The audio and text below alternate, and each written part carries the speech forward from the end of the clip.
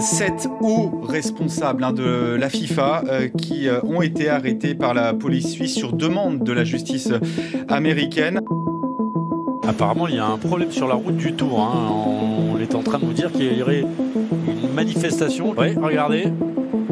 Ah oui, c'est pas une chute, mais... En 2030, nous aurons une empreinte mondiale unique. 3 continents, Afrique, Europe, Amérique du Sud. La société qui organise nos déplacements est en train de voir si on ne peut pas se déplacer en char à voile.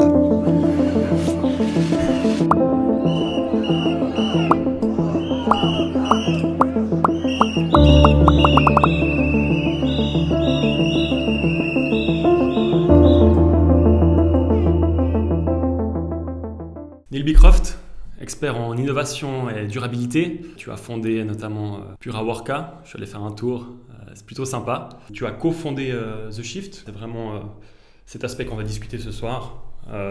Que fait l'agence? Pourquoi vous êtes né? Quel est votre but notamment? Tu es sportif, tu as fait aussi un peu le même parcours que moi, donc sciences du sport ici à l'UNIL, donc c'est vrai que c'est des choses qui rapprochent. Et puis sportif dans l'âme. Merci pour l'intro, surtout passionné par les valeurs et l'opportunité que le sport peut jouer pour améliorer le quotidien, rapprocher les peuples, jouer aussi un rôle dans toutes ces externalités comme le changement climatique, comme le harcèlement, comme la diversité, l'inclusion, l'équité. Et c'est moi ce qui me passionne au quotidien dans mon travail et dans ma pratique du sport. Donc merci Brian pour le podcast et je me réjouis d'échanger avec toi. Parfait. Déjà, pour commencer, où est-ce qu'on se trouve? Alors, on se retrouve à la fameuse Maison du Sport International à Lausanne, pas loin du lac, dans un bâtiment qui mérite ce genre d'interaction et qui accueille l'écosystème du sport, donc des fédérations internationales, nationales et puis un peu d'autres acteurs du sport à proximité du CIO. J'ai la chance d'être dans ces locaux aujourd'hui, merci beaucoup de m'accueillir. J'imagine que pour une agence comme The Shift, être dans cet environnement, ça permet de créer des connexions avec tout l'organisme sportif. Qu'est-ce que The Shift? Pourquoi vous êtes né? Quel est votre but? Donc nous, on est 4 associés. En fait, on est né durant le Covid, où là, on s'est dit que, en parlant de ces externalités, le sport qui était en gros too big to fail, voyait que finalement un événement à l'échelle internationale, une pandémie, pouvait avoir une répercussion sur le fait de tenir ou non une compétition internationale. Et c'est vrai que là, c'était un peu la première fois que le sport commençait à se remettre en question. Et nous, en fait, notre passion commune autour de la durabilité faisait en sorte qu'on partageait une impatience par rapport à la nécessité du changement et la vitesse d'adaptation du monde du sport. Donc on s'est réunis les 4 à Rio, pas au Brésil, mais dans le Val d'Hérens, en Valais, pour réfléchir sur une agence. Puis on voit aujourd'hui que 2 ans et demi plus tard, ça faisait sens et ça fera encore plus sens d'agir vraiment sur la durabilité du sport, de l'événementiel et surtout sur tout l'écosystème lié au sport. Quelles sont pour toi aujourd'hui les carences du monde du sport? Voilà, vous avez créé The Shift, donc j'imagine que vous vous êtes dit, voilà, il y a une opportunité. Quelles sont les plus grandes carences et les prochains défis pour le monde du sport? En fait, c'est surtout sa complexité puisque toute l'industrie s'y rencontre. Que ce soit les transports, la restauration, le textile, la construction, le domaine public-privé. Et même si de plus en plus d'acteurs, donc des fédérations nationales, internationales, le monde olympique, commencent à pousser sur ces thématiques, ça devient difficile d'influencer l'ensemble justement des parties prenantes, que ce soit le grand public et autres. Donc il y a une complexité de base et il faut qu'il y ait une volonté très forte pour enclencher le changement. On veut en faire partie, mais il faut vraiment que le changement vienne du haut et que ensuite se répercute à tous les échelles et échelons de l'organisation. Et je pense que c'est ça le challenge, c'est déjà sa complexité organisationnelle et une volonté réelle d'accélérer le changement. On voit des grandes fédérations sportives qui possèdent parfois presque le millier d'employés. The Shift a travaillé pour le Tour de France, donc une organisation massive, le 3e événement le plus regardé au monde. Vous collaborez au quotidien avec le CIO et plein d'autres organismes. Comment ça se fait que des aussi grandes fédérations n'ont pas les compétences en interne? Enfin, est-ce qu'ils les ont? Et s'ils vous mandatent, j'imagine que non, mais existe-t-il quelque chose à l'interne, une équipe qui s'occupe de ces questions de durabilité et d'inclusion? Donc dans les fédérations internationales et dans les grandes organisations, il y a toujours une personne, une équipe, voire un département qui est dédié à la durabilité.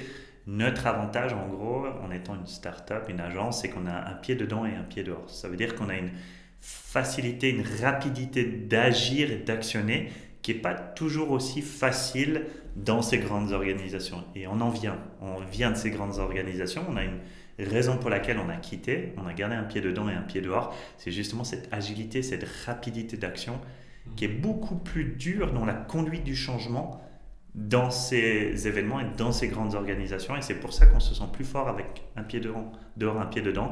Donc pour répondre à ta question, elles s'organisent, elles ont des départements, mais elles doivent cohabiter selon aussi leur vitesse d'exécution. Et c'est pourquoi on est un peu en dehors et qu'on vient les accompagner sur ces thématiques. Vous êtes beaucoup plus réactif en étant un petit peu en dehors de l'organisation. Dans les organisations, on sait qu'il y a des temps de latence parfois qui tendent à justement faire durer les processus. C'est un peu ce que tu es en train de dire là. Exactement, et puis on peut être plus innovant, on peut être plus percutant, et puis on peut être en contact aussi avec d'autres événements et d'autres organisations. Donc le fait de travailler sur plusieurs projets, sur plusieurs sujets, ça nous permet aussi de partager ces bonnes pratiques, ces apprentissages et d'amener des solutions concrètes à ces événements. Pour les plus petites fédérations, elles ne peuvent pas forcément recruter quelqu'un à 100%. Donc nous, on offre un modèle de secondment. C'est un peu en étant inspiré de ces grandes agences en consulting. Donc là, on vient dans les événements et puis on propose un temps partiel, et ce qui vient les aider et les accompagner sur ces sujets. Pour quel événement The Shift a pu travailler? Donc là, actuellement, on est sur des Jeux Olympiques qui auront bientôt lieu à proximité de la Suisse. On a travaillé ensemble, Brian, sur l'étape du Tour de France à Lausanne. On était presque à 100 000 personnes qu'on a accueillies à Lausanne il y a plus d'1 an maintenant en arrière. On travaille sur d'autres événements. Les World Skills, c'est les Jeux Olympiques des métiers qui auront lieu à Lyon en 2024. Et puis, ce qui est intéressant maintenant, en fait, c'est qu'on sort du sport et on va dans l'écosystème, l'industrie liée au sport. Donc, on est aussi sur des projets liés à des organisations dans l'économie et l'industrie locale. Et puis on travaille aussi avec des communes, puisque la méthodologie elle est souvent la même. Par contre, c'est plutôt le produit, le service qui va changer. Et comme je disais, comme le sport est multifacette, nous maintenant ça nous permet en tant que généraliste et expert sur certains sujets de sortir du sport. Quel est ton constat aujourd'hui sur les organisations sportives? Si tu dois faire un bref résumé, c'est très compliqué à faire un résumé vu leur complexité. Voilà, le monde du sport, en fait, c'est juste un parallèle avec la société en général. Tout ce qu'il y a dans le sport se retrouve dans la société. C'est juste le monde en un peu plus petit, si je peux dire ça comme ça. Mais quel est ton plus grand constat? Est-ce que y a des manquements? Est-ce que ça avance moins vite, plus vite que dans le monde global? Donc, mon constat le plus important, c'est qu'en fait, il y a eu une accélération dans la mise en action de la durabilité. Avant, c'était un peu un nice to have. On parlait de corporate social responsibility. Donc, en gros, on allait travailler avec des ONG pour progresser sur certaines thématiques. L'accès aux personnes en situation de handicap, diversity, equity, inclusion, avec certaines ONG sur le climat pour travailler là-dessus. Puis, en fait, on a réussi à intégrer le modèle organisationnel, donc les opérations. Donc ça, c'est une évolution. On y arrive, on n'y est encore pas de façon standardisée sur la plupart des événements. Ce que je vois, comme dans la société, c'est qu'il y a actuellement un schisme, parce qu'on est d'une façon déconnecté de la réalité. On le voit, l'annonce de la Coupe du Monde en 2032 sur plusieurs continents, alors qu'on est en train de vivre une dystopie sur l'échelle climatique. Donc d'un côté, et c'est comme, on a eu un des étés le plus chaud et en même temps on n'a jamais volé autant dans l'histoire. Donc pour moi il y a un schisme sur l'urgence climatique, sociale, économique, sécuritaire et une certaine réalité. Et donc on a aussi un schisme entre des événements qui vont avancer énormément sur les enjeux de durabilité. je prends l'exemple de Paris 2024, et des nouveaux événements qu'on annonce qui vont être, de par leur modèle organisationnel, antinomiques en quelque sorte aux contraintes et aux réalités climatiques.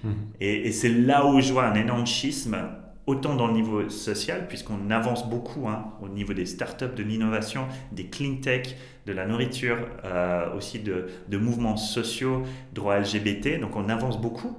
Et des fois, j'ai l'impression qu'en fait, on sort de cette réalité et en gros, on met un doigt d'honneur vraiment à tous ces progrès.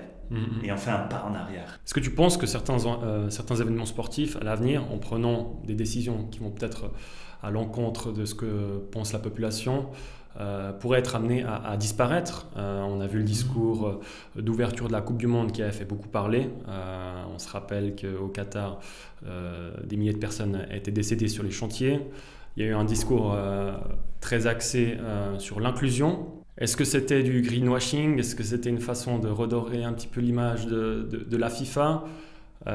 Comme tu l'as dit, on est dans un environnement où cet été a été le plus chaud et de loin sur Terre. Et à la fin de l'été, il y a cette annonce de la FIFA qui dit qu'il y aura des matchs d'ouverture en Amérique latine et des matchs par la suite au Maghreb et en Espagne et au Portugal. Est-ce que c'est un danger pour les événements sportifs de prendre ce genre de décision? Je pense que la nature elle est bien faite en fait et que les contraintes organisationnelles, on l'a vu avec la pandémie, vont s'amplifier au niveau aussi de conditions climatiques. Donc on ne va pas pouvoir basculer dans un sport qui sera entièrement climatisé parce que ce qui fait la base de ce sport sera notre société. Donc on aura peut-être une élite qui pourra jouer dans ces nouveaux stades, mais la masse, finalement le peuple, finalement les fans, finalement les spectateurs, vont se faire confronter à une réalité qui va être la pratique du sport en soi, le jeu. Et ce Gioca Bonito, en gros, il va être de plus en plus marqué. Même les compétitions qualificatives, les compétitions de clubs vont être tellement face à cette urgence qu'il y aura cette déconnexion. Et plus le sport va contribuer, de par son modèle, à l'accélération finalement de ces problèmes, plus il va être confronté directement face à cette réalité. Et je pense que d'ici 2032, imaginez-vous dans 10 ans, l'amplification de la crise climatique sera telle que la réalité et le modèle il sera totalement remis en question. Et si l'humain n'aura pas réussi à le faire, la pression elle va augmenter de par les externalités et puis même finalement de par les peuples et que dans 10 ans on pourra en reparler mais ça ne va pas en se facilitant. Voilà. On le voit de plus en plus, notamment depuis la crise du Covid, qu'il y a eu une pratique sportive de plus en plus libre. Les gens s'inscrivent de moins en moins à des clubs, au sport organisé. Est-ce que ces annonces comme ça, de la FIFA dernièrement, mais je ne veux pas taper sur la FIFA parce que plein de fédérations prennent des décisions des fois qui peuvent un petit peu surprendre.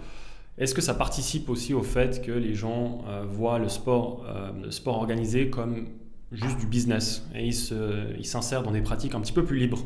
Est-ce que tu penses qu'il y aurait un parallèle là? Je pense que le football a eu en quelque sorte son âge doré, va continuer de plaire, va continuer de rassembler, doit continuer d'exister, mais doit aussi faire attention par rapport à de nouvelles pratiques sportives, par rapport à de nouvelles générations qui vont avoir d'autres volontés et doit plus se baser uniquement sur l'aspect business, mais doit évoluer et doit évoluer d'une façon saine, et doit évoluer d'une façon rassembleuse et du coup doit aussi se remettre en question par rapport à son modèle.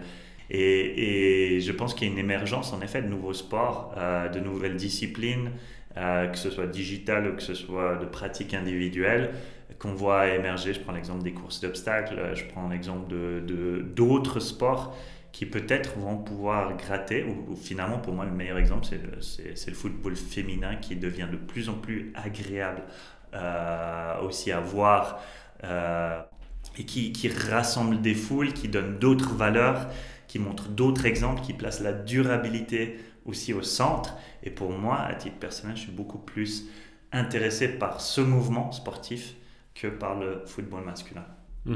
Est-ce que tu as des exemples d'événements sportifs qui ont commencé déjà une transition écologique, je ne sais pas si on peut l'appliquer au monde du sport, mais qui ont fait des efforts, qui ont été vraiment bénéfiques ces dernières années? Tu as un exemple d'une fédération qui a beaucoup bossé sur ces aspects de durabilité? Je peux te prendre l'exemple du golf. Quand on réfléchit au golf, on ne se dit pas forcément que c'est le sport le plus responsable sur des enjeux de durabilité. C'est un sport vraiment traditionnel. Et puis on se dit de mettre un parcours de golf à Crans-Montana, il y aura un énorme impact sur l'eau, sur les pesticides, etc. Maintenant, si on prend un peu de recul et puis on se dit que le sport en soi peut un jour devenir régénératif, c'est-à-dire qu'il doit d'abord faire son homework, son travail de diminuer son empreinte. Donc c'est l'exemple de l'Omega European Masters de golf. J'y travaille depuis 2019 en Valais. Et puis j'ai vu une grosse évolution. Donc en 4 ans, l'événement a progressé sur sa consommation d'eau. Donc avant moi, il y avait un greenkeeper qui était énormément préoccupé par ces questions. Donc il y a plus de 40% de la consommation d'eau qui a réduit sur le green. Sur les enjeux d'économie circulaire, de gestion des déchets, on est passé à la vaisselle réutilisable à 100%. On continue de progresser même sur l'offre végétarienne. Donc imaginez-vous, en Valais, ce n'est pas forcément l'attrait premier de notre population, mais là on voit qu'on végétalise l'offre. Finalement la raclette, c'est végétarien, la fondue salée, et des fois on part du principe, on a un peu des stéréotypes, mais on voit qu'on est en train de végétaliser l'offre alimentaire aussi. On progresse sur les transports publics, on progresse sur l'énergie, sur l'eau, on installe des fontaines à eau, on enlève le PET. Donc pour moi, c'est vraiment un exemple phare d'une progression qu'on entame aussi au niveau du golf club. Donc c'est le venue en gros, donc le golf club revégétalise ses lacs, amène des espèces, on a plus de 40 espèces qui sont recensées sur le golf, on a même des écrevisses à pattes blanches, des oiseaux, enfin des amphibiens, et pour moi en fait, le golf a cette opportunité, peut-être un terrain de foot ou un terrain de tennis n'a pas, mais de regenerate, rewild, amener de la nature et de la vie. Imaginez-vous, si on n'avait pas tous ces hectares de golf, on aurait des chalets qui auraient été construits. Donc c'est même la fondation Weber, à l'époque, qui s'était opposée à la construction de chalets qui allaient remplacer le golf. Donc derrière tout ça, il y a un narratif à faire. Il y a d'abord le fait de dire oui, il y a des impacts, il faut qu'on les réduise. Le golf, c'est peut-être pas ce qui est le plus exemplaire, mais par contre, il y a une opportunité de ramener de la vie, de la nature, et ce que peut-être d'autres sports n'ont pas. Je vois tout à fait.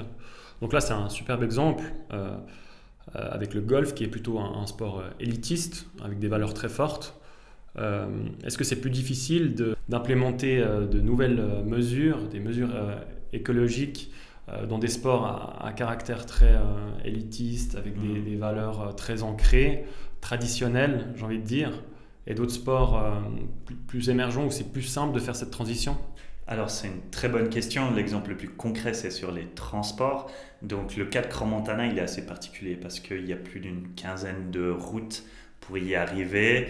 Les transports publics, il faut soit prendre le funiculaire qui n'arrive pas à proximité du golf ou un bus qui va prendre 1 heure. Donc le modèle traditionnel, c'est on va monter avec sa propre voiture et puis si on va à Zermatt ou à Verbier pour faire une compétition de sport, on peut fermer une route et acheminer les gens soit en train, soit en cabine à Verbier. Donc là, c'est l'exemple concret d'un sport où, par rapport à une Coupe du Monde de ski à Crans-Montana, les gens vont être heureux d'y aller en navette et vont faire la fête, alors que les fans de golf, eux, prendront leur voiture. Donc là, on doit adapter notre plan de mobilité. On doit peut-être se baser plus sur des véhicules électriques, une sensibilisation là-dessus, du covoiturage et bien évidemment mettre en place un dispositif en transport public, mais on va devoir l'animer différemment, peut-être faire de la compensation de carbone aussi pour les fans qui souhaitent quand même venir en voiture. Et ce que nous on essaie de montrer, c'est que s'ils viennent depuis Zurich, Genève, Lausanne en voiture versus en transport public, le temps de transport est plus ou moins le même. Et en fait, la réduction de l'impact carbone est bien plus conséquente. Donc c'est pas un moment de convivialité dans le train, puis dans le funiculaire à Rollbus. C'est aussi inciter les joueurs de golf à venir, dès qu'ils arrivent sur le territoire suisse, que ce soit Zurich ou Genève, en transport public, d'être Montrer bien l'exemple. accueillis. Et puis là, nous, on les amène après avec notre partenaire Porsche en voiture électrique depuis Sierre jusqu'à Crans-Montana. Donc là, c'est un exemple très concret sur les différences en termes de public cible C'est ça. et les adaptations qu'on doit faire si on fait une Coupe du Monde de ski ou un tournoi de golf. Donc vraiment adapter l'offre au public en fait, parce que pour certaines personnes, si l'offre n'est pas adaptée au public, ça fera aucun sens, et puis le taux de réussite, le taux de conversion sera très, très faible, c'est ce que tu dis. Totalement. Et puis sur un exemple d'événement sur lequel toi et moi on avait travaillé, à Lausanne, on avait 90% de gens qui sont venus en transport public parce que c'est des fans de vélo, ils sont venus soit en vélo, soit en transport ou à pied. Et puis là, c'était une autre dynamique. J'aimerais qu'on revienne un petit peu sur les événements globaux, les événements sportifs globaux. Comment peut-on faire pour faire profiter les pays émergents du sport organisé, d'avoir cette visibilité à l'heure où on voit que le business gagne tout en fait, winner take all. C'est un peu ça. Comment on fait pour faire profiter aussi les pays émergents, les pays qui ont un plus petit budget. Il y a des restrictions peut-être aussi au niveau des sponsors, moins de visibilité peut-être, moins attrayant, du coup moins de droits TV. Comment est-ce qu'on pourrait adapter cette offre?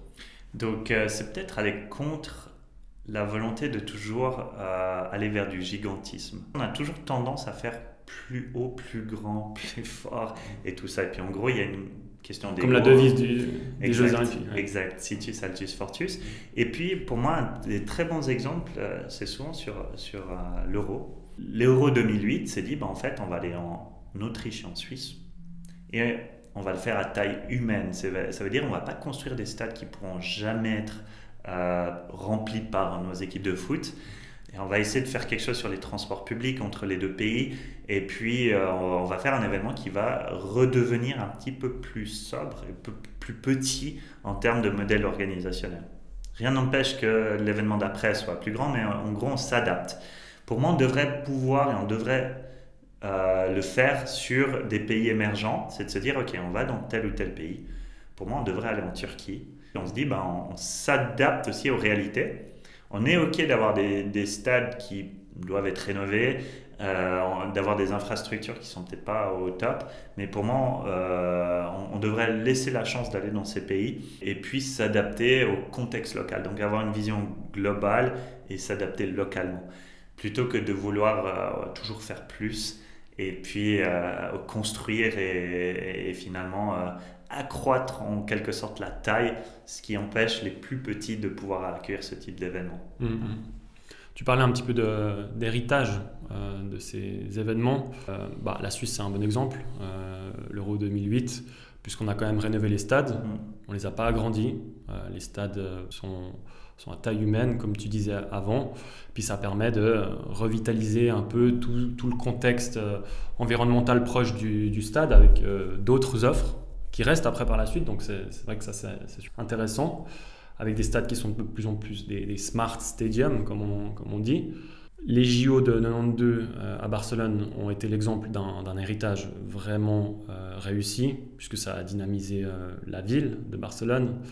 Elle a réutilisé la plupart de ses enceintes. En revanche, c'est malheureusement pas toujours la norme. On peut penser aux JO de Sochi, où on a des installations aujourd'hui qui sont déjà vétustes et déjà obsolètes et qui ne sont pas du tout réutilisables. C'est un peu la même chose au Qatar aujourd'hui, où on voit des stades vides, parce qu'effectivement, tu disais avant, c'est vrai que le Qatar n'a pas des clubs de football. Peut-être ça tend à venir à l'avenir, on le voit avec l'Arabie Saoudite, mais c'est vrai que le Qatar n'est pas une population footballistique. Comment est-ce qu'on fait? Qu'est-ce qu'on fait? Est-ce qu'on dit, OK, quel sera l'héritage? On essaie de faire des prédictions, on se dit, voilà, il ne faut peut-être pas aller dans ce pays parce qu'on sait que l'héritage ne va pas bien se passer. Comment on décide de faire un événement dans un pays plutôt que dans un autre? Alors tout simplement en mettant l'héritage au cœur du processus décisionnel de l'attribution de ces événements. Et si on avait pensé héritage pour le Qatar, peut-être on se serait dit, mais pourquoi pas coupler l'organisation avec les Émirats, avec d'autres pays environnants, pour leur donner la chance aussi d'accueillir ce type d'événement. Et puis on se serait rendu compte que de créer 10-12 stades sur un petit périmètre ne faisait pas forcément sens. Donc déjà dans le critère d'attribution, pour moi il y avait clairement besoin, opportunité, nécessité d'aller dans les pays arabes. Ça aurait fait sens d'être plusieurs pour accueillir ça, pour accueillir le nombre de stades, pour favoriser aussi les échanges entre ces pays, de cohabiter, de travailler ensemble, de se tendre la main, pour nous aussi d'aller découvrir leur culture et du coup pour laisser un héritage qui faisait sens. Donc si on revient à ta question, si on intègre l'héritage vraiment au cœur du processus organisationnel, on se dira oui, ça vaut la peine de rénover. Oui, peut-être ça vaut la peine de construire certaines infrastructures qu'auront un plan ensuite. Et puis ça doit être solide, ça doit être revu, validé par aussi une expertise en amont pour s'assurer que ce n'est pas juste des belles paroles. Donc, et si on pense plus sur de la rénovation, si on pense plus sur des infrastructures existantes, on diminue aussi le risque. Par contre, si on est purement dans un ancien modèle de construction, dans un périmètre, on s'attend déjà en avance qu'il y a un grand risque. Et ce risque est souvent confirmé en fait. On voit cette notion d'héritage, notamment en Suisse, en Valais. Le Valais avait accueilli l'année passée bien sûr le Tour de France, mais aussi également en 2016, sauf erreur, avec un final d'étape à Fin-Haut. Le Valais a tablé sur cet accueil d'événements pour après laisser quelque chose, une trace, en faisant notamment toute une offre adaptée aux cyclistes. Est-ce que tu as d'autres exemples d'héritage réussi en Suisse? Alors, bien sûr, il y avait l'Euro 2008, mais... J'ai un autre exemple en fait de vision de transition. Donc je te prends l'exemple des championnats du monde de VTT 2025. Il est pensé dans une transition touristique. Donc de se dire comment est-ce que déjà toutes ces disciplines peuvent être réunies au sein d'une région. Donc ça c'est déjà une progression pour éviter que la descente se fasse dans un continent et que le cross-country se fasse dans un autre. Donc déjà dans le modèle c'est intéressant de se dire on va tout regrouper ces 8 disciplines dans une région, qui est le canton du Valais en 2025. Pour le canton, ce qui est intéressant c'est de se dire mais on a une diminution des jours skieurs par rapport au changement climatique. Donc nos stations, elles vont devoir transiter. Donc comment est-ce qu'on peut se servir d'un événement catalyseur comme les championnats du monde de VTT pour entamer cette transition, pour montrer au monde que le Valais peut être aussi une terre de pratique VTTiste et pas uniquement de ski.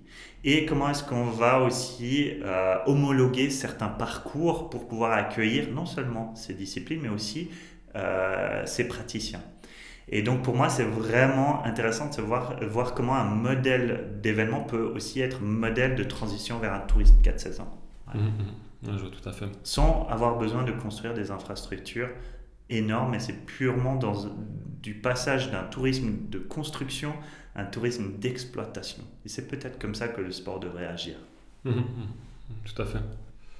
Plus être uniquement dans de la construction, mais plutôt dans une vision d'exploitation pour le grand public. Penser directement à l'offre, qu'est-ce qui va rester par la suite, et faire en fait accroître l'offre par la suite en fait, et du coup le nombre de participants. Effectivement. Exact. Je me posais la question, est-ce que tu vois qu'il peut exister des fois des rapports de force entre The Shift et les organisations par lesquelles vous êtes mandaté? Déjà, comment ça se passe? Est-ce que vous êtes mandaté ou est-ce que vous faites encore du démarchage aujourd'hui? Alors, un peu des deux, bien évidemment, parce qu'on grandit. On a cette chance d'avoir un réseau qui est assez fort. Ce qui nous intéresse maintenant, c'est d'élargir ce réseau, donc de rentrer dans de nouveaux secteurs. Donc, quand on rentre dans un nouveau secteur, on doit créer finalement un réseau de zéro. Donc, dans ces cas-là, on fait de la prospection, on acquiert des nouvelles compétences, on acquiert aussi de nouvelles connaissances. Donc, dans ce cas-là, on est dans la prospection. Dans le domaine Comment vous pitchez? Comment vous vous vendez? Qu'est-ce que vous dites? Alors, ce qu'on vend, c'est qu'on s'adapte souvent aussi à la personne en face. Donc, selon le niveau de maturité Donc, je prends l'exemple des jeux en France. Là, on va interagir sur des domaines très avancés d'expertise. On va être sur des nouvelles façons d'imaginer la signalétique, la décoration de ces événements, parce que c'est des mètres carrés, voire des kilomètres carrés de signalétique. Donc là, on va travailler sur des aspects très techniques par rapport aux différents matériaux et à leur fin de vie. Donc là-dessus, on doit adapter notre discours d'un point de vue scientifique. Dans d'autres cas, on va commencer de zéro. Donc l'exemple sur la foire du Valais où on a commencé à parler des gobelets réutilisables, alors que sur d'autres événements, c'est déjà implémenté depuis de nombreuses années. Donc c'est surtout par rapport au niveau de maturité de notre public cible qu'on doit s'adapter par rapport à notre intervention. Soit comme sur le Tour de France, on rentre dans le comité d'organisation. Donc c'est ce modèle secondment, où des fois on est plutôt dans de la livraison, donc faites-nous un guide sur les nouveaux modes, sur les nouvelles façons d'imaginer la signalétique de demain, d'un point de vue technologique, d'un point de vue naturel, pour sortir en gros du PVC, qui avait une vie de 50 ans, et nous on l'utilise sur du one-shot, sur l'événementiel. Donc il y a d'autres choses à imaginer que de faire des sacs Freitag ou des porte-monnaies à la fin de l'événement. Et on peut aller sur d'autres secteurs comme l'agriculture, la construction, l'isolation, et puis imaginer une économie circulaire. Donc là, c'est plutôt technique. Est-ce que vous vous confrontez des fois à certaines tensions avec certains dirigeants? Voilà, on a peut-être que je caricature, hein, mais le dirigeant de 50 ans, issu d'une bonne famille, qui n'a peut-être pas forcément les mêmes valeurs. Comment vous faites pour convaincre? Est-ce qu'il y a une part de greenwashing? Est-ce que certaines fédérations se disent, bon ben voilà, on doit mandater quelqu'un pour dire qu'on a mandaté quelqu'un? Est-ce que ça arrive, ça? Est-ce que tu le vois au quotidien? Ou est-ce que c'est des efforts qui sont vraiment authentiques de la part des fédérations? Est-ce que tu vois les deux? Alors, comme on a tous commencé dans des grandes organisations, on a tous et toutes ce souvenir en fait de bottom-up. Ça veut dire que nous-mêmes, quand on était à nos postes de cadre, on devait convaincre notre top management d'y aller. Et puis, des fois, on avait la chance de trouver cette personne au niveau du top management qui allait nous soutenir, nous sponsoriser en gros pour diffuser ensuite ces bonnes pratiques. Ce qu'on s'est rendu compte qu'on est sorti là-dedans, c'est qu'on a trouvé des nouvelles formes de dirigeants qui voulaient justement avancer là-dessus, parce que c'est souvent des visionnaires ou des dirigeantes qui veulent pousser sur les questions de durabilité, puis là, eux ou elles doivent convaincre leur middle management. Donc c'est intéressant parce qu'ils ont des experts opérationnels qui sont là depuis 15, 20, 30 ans, eux viennent d'arriver, ou elles viennent d'arriver au top management, et ils doivent convaincre leur propre staff. Donc ça, c'était aussi quelque chose de nouveau qu'on a dû rencontrer. Ce qu'on voit maintenant, c'est l'exemple que tu dis, c'est que certaines fédérations sont contraintes de le faire, ont besoin de nous, mais ils n'ont pas encore ça dans leur ADN. Et donc, en fait, on doit le réaliser à leur côté. Et puis, des fois, on voit des changements, puisqu'ensuite, ils vont s'approprier ou elles vont s'approprier ce travail. Et c'est là où ça devient vraiment intéressant. C'est qu'on voit ces changements rapides. De point de vue. Ouais. Et puis, je ne vous cache pas, en effet, que c'est compliqué. Mais si c'était facile, on ne serait pas là aujourd'hui. Ouais, bien sûr, je vois tout à fait. Est-ce que tu as une anecdote un peu sympa à ce sujet, quelque chose, ou pas forcément quelque chose qui te revient en disant voilà, c'était une catastrophe au début et finalement à la fin j'ai des super rapports avec une certaine personne. Tu n'es pas obligé de bien sûr nous dire quelle organisation comme ça, mais un petit peu le contexte. Non, une belle anecdote, c'est quand on a été voir l'ancien secrétaire général de l'UEFA pour lui présenter notre stratégie, notre plan d'action de durabilité. Cette personne nous a répondu que les terrains étaient de toute façon verts. Et puis, lorsqu'elle s'est présentée à l'élection, elle a mis en avant tout ce qu'elle avait fait dans son mandat sur l'Euro 2016 pour montrer qu'en tant que candidat à la FIFA, elle avait mis en place énormément en matière de durabilité. Donc, pour moi, c'est une petite anecdote assez intéressante où j'ai souri. Et puis, finalement, peut-être tant mieux, puisqu'elle a valorisé le travail qu'on avait mené sur l'événement. Comment est-ce qu'on fait pour analyser l'impact écologique réduit grâce à votre expertise. Comment c'est du travail très minutieux. Ouais. Moi, je me rappelle, vous le faisiez déjà, en fait, vous étiez en train d'analyser l'impact avant même que l'événement du Tour de France se fasse.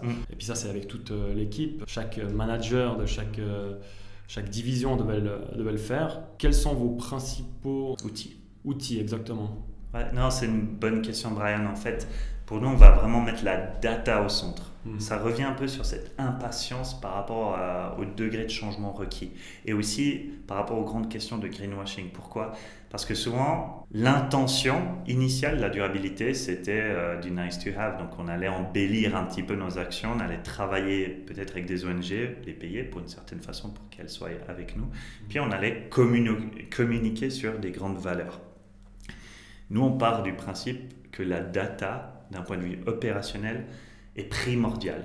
Donc, on se doit, sur tous les aspects de l'événement, d'anticiper justement de la data sur l'aspect environnemental. On connaît les bilans carbone, sur l'aspect social, diversité, équité, inclusion, et sur l'aspect économique, par rapport à la chaîne de valeur, aux fournisseurs avec qui on travaille, d'où ces traiteurs, d'où tous ces fournisseurs sur le textile proviennent, et pour essayer justement de mesurer avoir des données en fait très concrètes. Exact. Vous vous intéressez à chaque élément pour avoir des données concrètes. Pour ensuite donner le pouvoir de décision au directeur général, à la directrice générale de prendre des actions. Donc des fois ça fait sens de se dire que le coût, à même coût, l'impact il sera bien meilleur, et puis des fois de se dire si on prend telle ou telle décision, ça va réduire de moitié l'impact du bilan carbone. Peut-être que si 2032 avait mis en avant leur impact carbone dans le processus de décision, on se serait rendu compte que ça ne faisait pas sens. Et puis ce sur quoi on voit, c'est que des fois, à même prix, l'impact carbone peut doubler ou tripler. Donc en fait, ce qui est intéressant, c'est que maintenant, on peut mettre un prix carbone à côté du prix réel. Et puis, c'est une nouvelle donnée qu'on doit intégrer dans les processus décisionnels à tous les niveaux de l'organisation. Et même chose aussi au niveau social et économique. Comment faire pour convaincre, surtout lorsque avoir une conscience durable coûte parfois plus cher? Ça c'est sûr.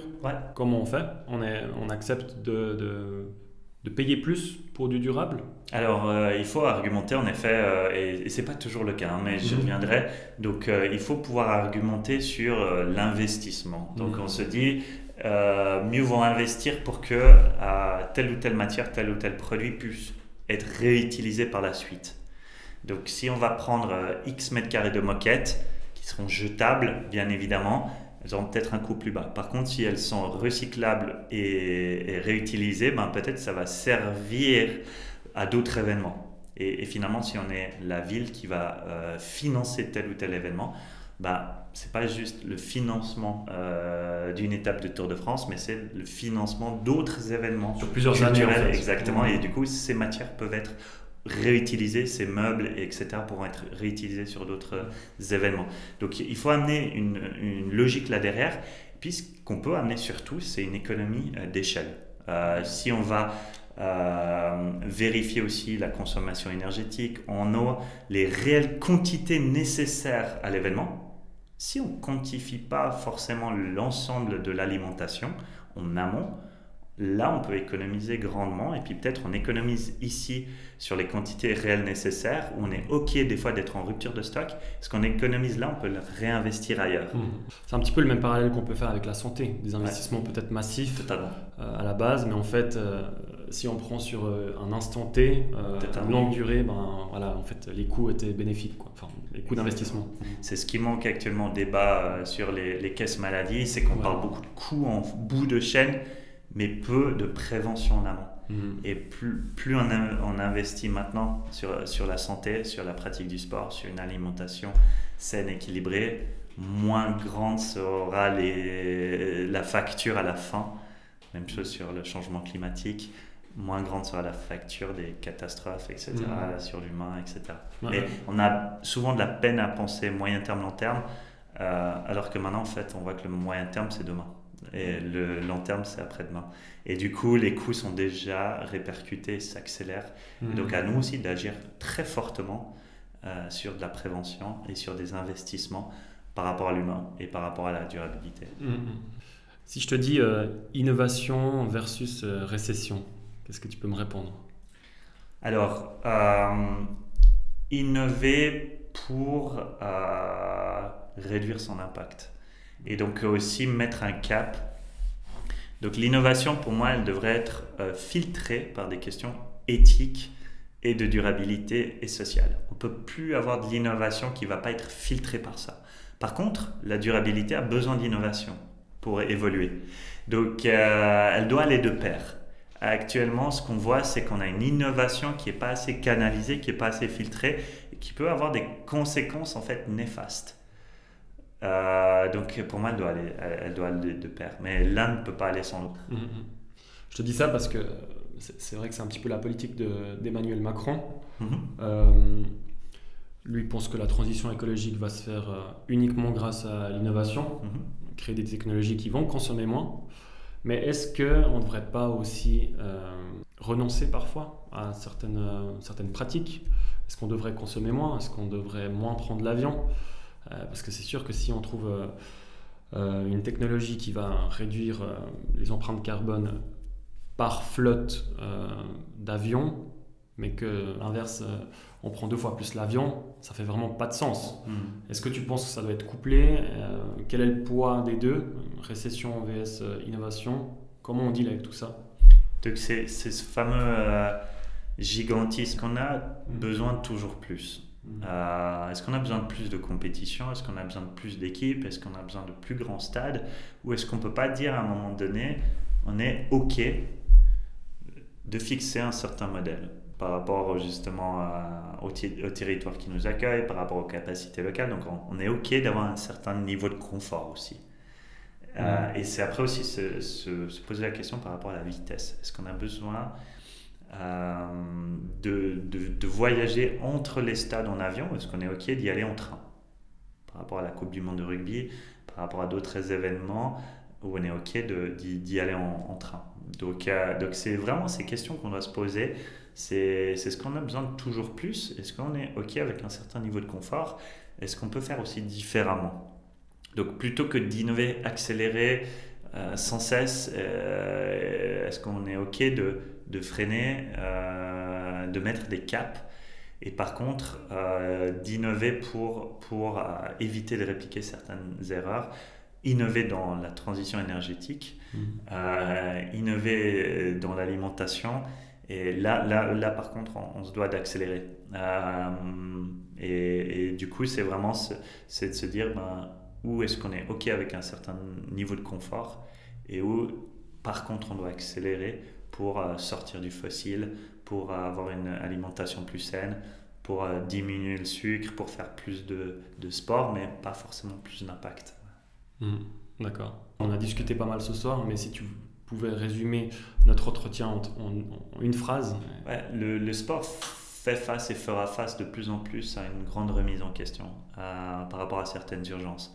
Si elle ne se remet pas en question, elle doit repenser en fait son narratif. Pourquoi? Parce que d'ici 2035, la moitié de la population sera en surpoids. Actuellement, 30% des jeunes en Europe de 11 ans sont en surpoids. Le cas numéro 1 d'hospitalisation des 18-24 est lié à la santé psychique. Et le sport, en fait, a un énorme rôle à jouer là-dedans pour faire bouger les jeunes, les moins jeunes, la population, pour rassembler les peuples. Aussi dans une période où les peuples sont en train de se séparer, on a besoin du sport pour rassembler, pour faire bouger, pour aérer l'esprit. Et si les grandes fédérations sportives ne saisissent pas cette opportunité, elles vont faire face justement à de plus en plus d'activistes qui vont remettre en question même le fait d'avoir une patinoire, d'avoir une vague de surf, d'avoir du ski, d'avoir une piscine, parce que ça consomme de l'énergie. Et si on enlève la prise, si on arrête un Tour de France, en fait, on n'a pas une solution qui participe à la transition écologique. Et on n'incite plus forcément la jeunesse à faire autant d'activités sportives. Donc on est encore loin de ce narratif. On a besoin maintenant de ce changement de vision et de cap pour inciter aussi notre société à rassembler, à bouger plus, à manger sainement et puis à s'aérer l'esprit et à se rencontrer en paix. On est face à ce tournant où le modèle même du sport est totalement remis en question alors qu'on a besoin plus que jamais de lui.